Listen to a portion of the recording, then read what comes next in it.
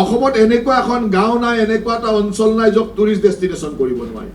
আমাৰ ওচৰত বহুত মানুহ আহে, ছাৰ আমাৰ অমুক অঞ্চলটোত এইটো আছে, টুৰিষ্টৰ ডেষ্টিনেশ্যন হ'ব পাৰে, টুৰিজিম হ'ব পাৰে, আপুনি চেষ্টা কৰক।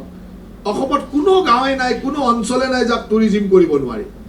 সকলোতে কিবা নহয় কিবা আছে, কেৱল আমি তাক কেনেকৈ মাৰ্কেটিং কৰোঁ। আৰু এইটোও ঠিক যে আমি একেলগে সকলো কথা মাৰ্কেটিং কৰিব নোৱাৰোঁ বা একেলগে সকলো ঠাই টুৰিজিম স্পট হিচাপে আগবঢ়াব নোৱাৰোঁ।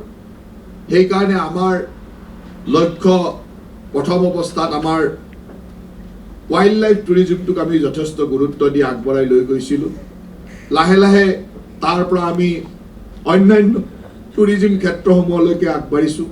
এইবাৰ আমাৰ চৰাইদেউৰ বিশ্ব স্বীকৃতি আমাৰ অকমান পৰ্যটন ক্ষেত্ৰটো আৰু অলপ বহলাই লৈ যাব।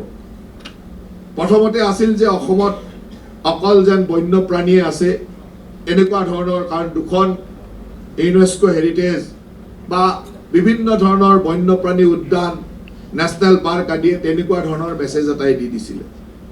এতিয়া লাহেকৈ চৰাইদেউৰ বিশ্ব স্বীকৃতি, এতিয়া অসমত যে আৰ্কলজিকেল চাইট, কালচাৰেল চাইটো চাবলগীয়া আছে, এই কথাবিলাকো গুৰুত্বপূৰ্ণ কৰি তুলিব।